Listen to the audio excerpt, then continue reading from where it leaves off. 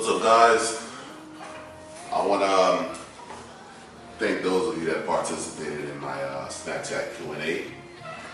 So, without talking too much, I'm going to go ahead and read the questions that I've gotten from my Snapchat followers.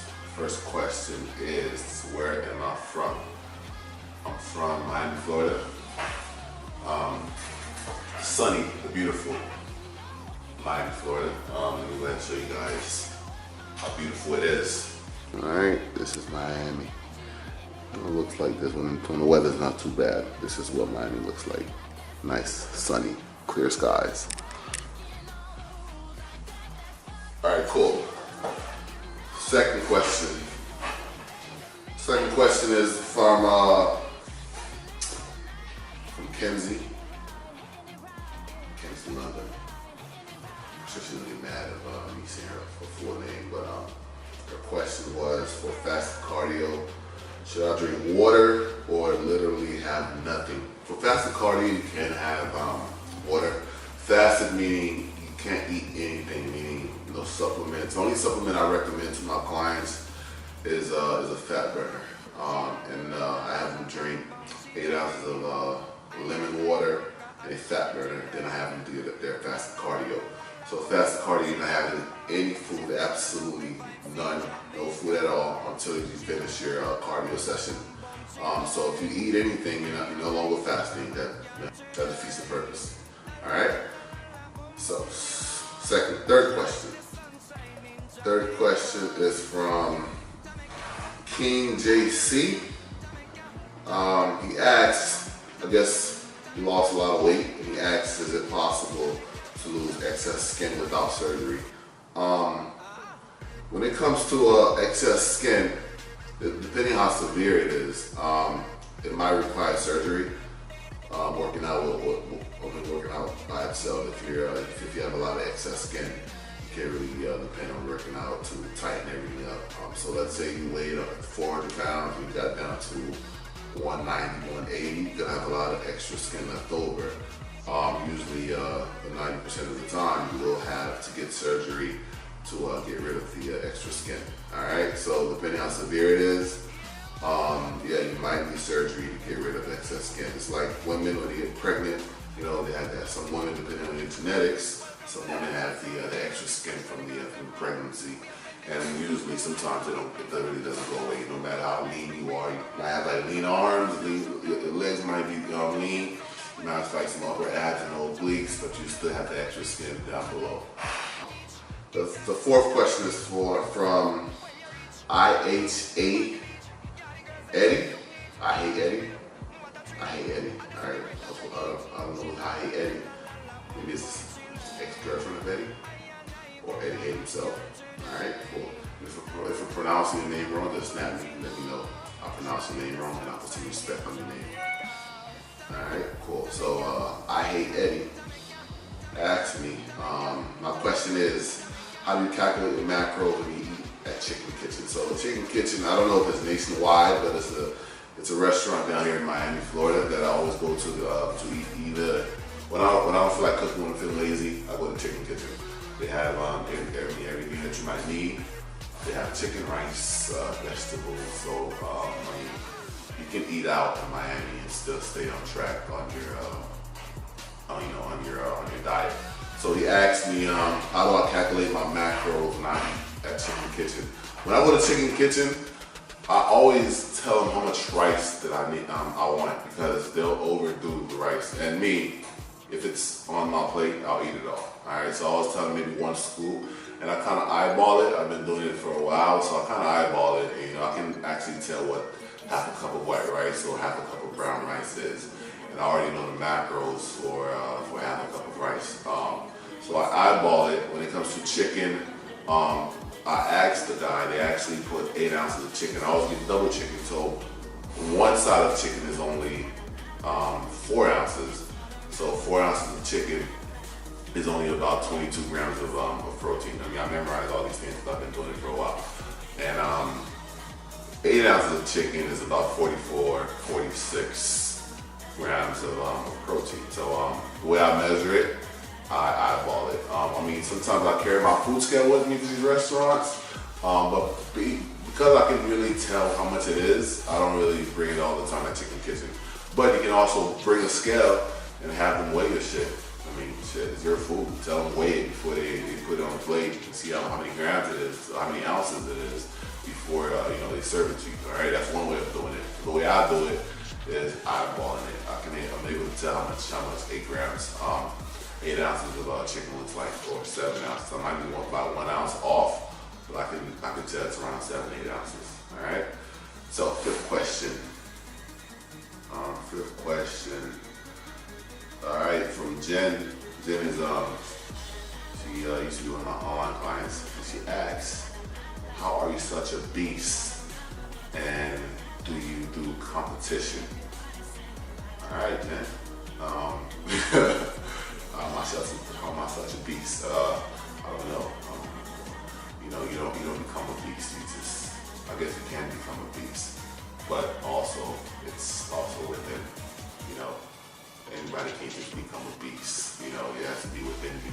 It's possible to acquire, beastness in the gym, but if it's not within you, you won't be able to hold on to it. You won't be able to handle your inner beast. All right, if that make any sense.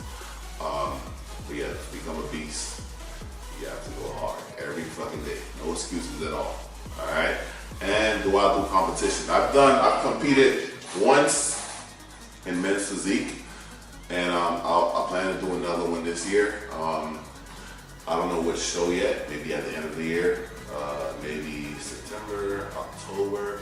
I'm not sure, but a lot of shows are coming down here in South Florida. In Miami, I was going to stay local. I'm not trying to drive to fucking an hour away just for a show, because after prejudging, I like to come home, chill, relax, eat a burger, and then go back to the finals. So I don't want to drive too far out for any show at all. So I'm waiting for them to come down to Miami, so I'll be able to compete. So right now, I'm looking at one in the end of September or the beginning of October. I haven't not confirmed yet, but I am, my diet is, sort of on point. So just in case I decide to compete, I won't be too far off. Actually, wait a minute. I'm saying a lot, but let me see if this camera is actually recording, because I would hate to record all this shit. To say all these things and this shit not recording. Give me a second. Oh, thank God. All right, perfect. All right. Okay, that was the fifth question or sixth question. Someone asked me, King GBR asks, how do you prep your asparagus? I mean, I've seen people prep it so many different ways. The way I prep it is I just steam it. So let's say I'm cooking some chicken. As soon as the chicken is almost done, I'll just get some asparagus, cut the ends off, and just put the asparagus on top of the chicken and put the lid over it, the pan, or the pot, whatever you want to call it, and just let the steam cook the chicken. The asparagus. Or sometimes I just throw it in the microwave. I'm not super picky. I'm pretty hardcore when it comes to dieting. The only time I'm picky is when I go out to eat. Like when I'm at home, I just try. All I see is protein, carbs, fats, and fiber. That's it. All right. I don't really care what the chicken tastes like. I just eat it, get it out of the way. All right. I don't have time to be, making my food look all pretty and shit. No one has time for that. I'm eating 5 to 6 times a day, and that's not even realistic.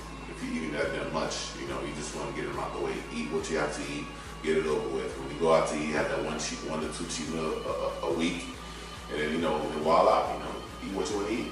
That's what I do. All right. So the way I cook my asparagus, I put it on top of the pot. On top of the chicken. As soon as the chicken is almost done, I put it on top of the chicken, put the lid over it, and let the steam of the steam cook the asparagus until it gets nice and soft. And by the way, I hate cooking asparagus, but I eat it because I have to.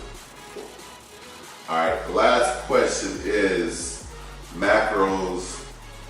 This is from Royalty. Royalty.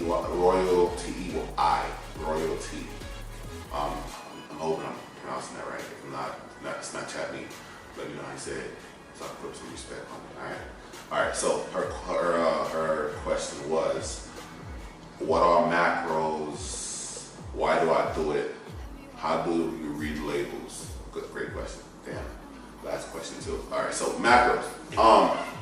Your macronutrients is basically your protein, carbs, fats, and your fiber. So depending on your goal, depending on your certain state, meaning where you are right now. If you look 200-pound male, how much protein, carbs, fats, and fiber you should eat in a day. All of that are factors you have to keep in mind. You have to keep in mind when coming up with your macronutrients. So macros are your protein, fats, carbs, and fiber. And when a new client hits me up, they send me back their questionnaire. I ask them a series of questions which help me determine their macronutrients. And as they go along with the program, I kind of adjust it. It's either lower one number, increase another one. So use the numbers game. All right. So it's good to know how much of these things you have in a day. So let's say one a week you have this certain amount of carbs, protein, fats, and fiber, and maybe your goal is to lose weight, right? So you let a week go by, you follow these you stick to these macros for a week, and you notice your weight going up. So that means the following week you got to change that. You got to change the numbers. This is how you stay on track of things. A lot of people just eat like it's a free for all. You just eat healthy, asparagus and broccoli, and for some people it works, a lot of people it doesn't. To be honest, a lot of people undereat, and some people overeat. You can't have if your goal is for fat loss and you're eating 400 grams of carbs, and your body can't burn that amount of carbs in one day, you're gonna end up gaining weight, and that's a fact. All right, so you gotta know how much protein to have a day, how much carbs, how much fat, and how much fiber to have. All right, so it was like 3 questions in one. Why do I count my macros? All right, so when I first started, the fitness thing, there was so many articles saying to eat healthy. Yeah, eat broccoli, asparagus, chicken, all these healthy shit. But the thing is, a lot of when you eat like that for so long, you end up binge eating, right? So I've done some studying. I was reading around.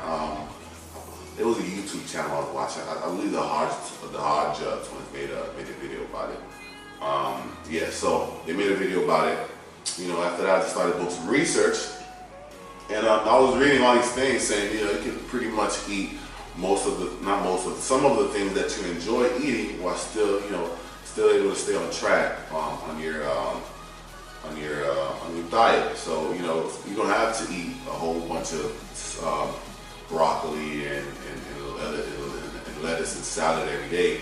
You can switch it up. You can have some cereal if you know how to count your macros. You can have a bagel. You can have some bacon if you like bacon. You can have a donut after your workout if you want it, as long as you know how to add that into your daily macronutrients to subtract this from whatever macronutrient it is. All right, so that's the reason why I count macros, to make my diet a little more flexible. And how do you read food labels? All right, cool. Give me a second. So my camera started acting up, so I had to switch to my iPhone. I don't know what the fuck is going on with the camera.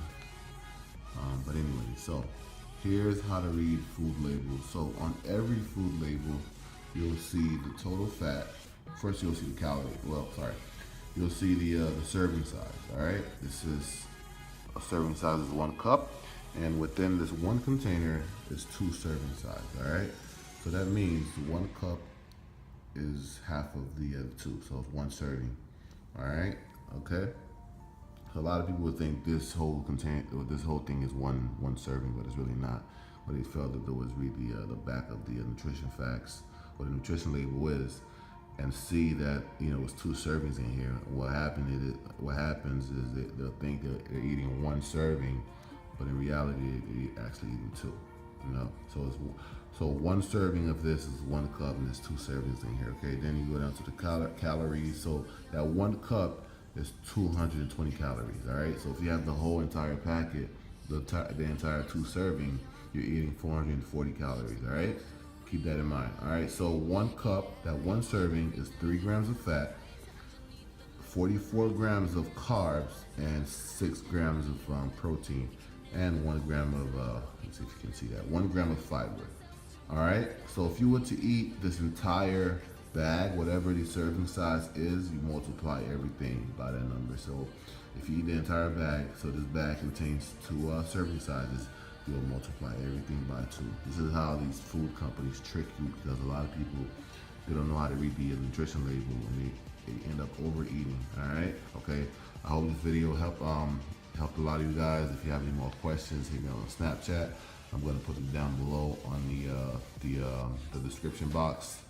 All right, thanks for the question. I'll be having maybe another Q&A every 2 weeks. I kind of enjoy doing these, but thanks for the question, guys, and thanks for the support. Peace out.